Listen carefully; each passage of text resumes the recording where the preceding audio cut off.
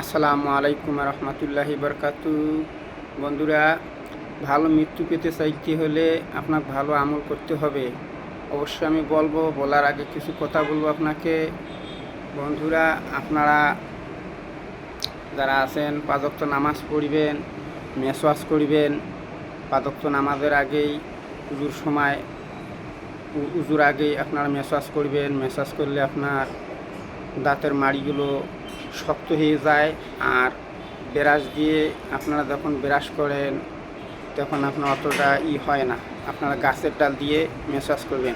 হযরত মুহাম্মদ সাল্লাল্লাহু আলাইহি সাল্লাম সবসময় বলতেন, তার উম্মতের কথা বলতেন, ভালো মতন আমার উম্মতরা জন্য মেসওয়াজ করে, 5 ওয়াক্ত নামাজ পড়ে। মেসওয়াজ করলে কি হবে? আপনার দাঁতগুলো সুন্দর হবে, দাঁতের মাড়িগুলো সুন্দর হবে এবং মুখের যে একটা গন্ধ থাকে সে গন্ধটা দূর হয়ে যায়। তারপরে আপনারা উজু অবস্থায় থাকবেন। সবসময় উজু অবস্থায় থাকার চেষ্টা করবেন। যদি কখনো কোনো বিপদ আপদ আসে, আল্লাহ তাআলা আপনাদের হেফাজত করিবে।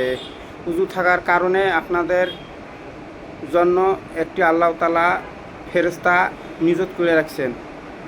সবসময় তার জন্য একটা ফেরেশতা নিযুক্ত করে রাখছেন। সবসময় উজু অবস্থায় থাকার চেষ্টা করবেন। উজু অবস্থায় থাকি যে আপনারা কখনো মৃত্যুবরণ করেন, আপনার মৃত্যুটা হবে শহীদি মৃত্যু, শহীদে যাবেন। হযরত মুহাম্মদ সাল্লাল্লাহু আলাইহি সাল্লাম বলেন যে আমার উম্মতেরা তোমরা ভালো পরিপিটি হিসাবে থাকো। পরিপিটি থাকলে আপনার জীবনটাও সুন্দর হবে এবং আখিরাতের মৃত্যুটাও খুব সুন্দর হবে। উজু অবস্থায় মারা যাবেন আপনারা, ইনশাআল্লাহ আল্লাহ তাআলা আপনাদের শহীদ দান করবে, শহীদে মৃত্যু দান করবে। আর আমি একটি দোয়ার কথা বলবো। সেই দোয়াটি হচ্ছে সকাল সন্ধ্যা আপনারা সেই দোয়াটি পড়বেন। সেই দোয়াটি পড়লে আপনার জীবনের যত কবুরা সুবুরা গোনা আছে সব মাফ করে দিবে। যদি সাগরের ফেনা পরিমাণও আপনার গোনা থাকে, আল্লাহ তাআলা বলছেন আপনার গোনাগুলো মাফ করে দেওয়া হবে। আল্লাহ তাআলা বলতেছেন যদি এতই গোনা করে থাকো, যারা পরিমাণ যদি ফাঁক থাকে সেটাও আল্লাহ তাআলা বন্ধ করে দিবেন, গোনাটি মাফ করে দিবেন। আমি বলতেছি সেই দোয়াটির কথা বলতেছি, শুনুন বন্ধুরা আমার। সকাল সন্ধ্যায় দোয়াটি পড়বেন। সুবহানাল্লাহ বিহামদিহি সুবহানাল্লাহিল আযীম, সুবহানাল্লাহ বিহামদিহি সুবহানাল্লাহিল আযীম। আপনারা আমার সাথে বলুন, সুবহানাল্লাহ বিহামদিহি সুবহানাল্লাহিল আযীম। এই দোয়াটি আপনারা সকাল সন্ধ্যা পড়বেন।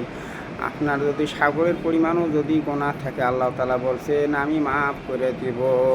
5 ওয়াক্ত নামাজ পড়বেন, দোয়া পড়বেন, জিকির করবেন। আর এই আমলটি সবসময় উঠতে বসতে আপনারা কাজের ফাঁকে ফাঁকে করবেন। সবাই বলেন সুবহানাল্লাহ। ইনশাআল্লাহ আশা করি ভালো থাকবেন। যদি আমার কোনো ভুল ত্রুটি হয়ে থাকে আপনারা ক্ষমা দৃষ্টিতে দেখবেন। ইনশাআল্লাহ আমি আবার অন্য কিছু নিয়ে হাজির হব ইনশাআল্লাহ আপনাদের সামনে। ভালো থাকবেন।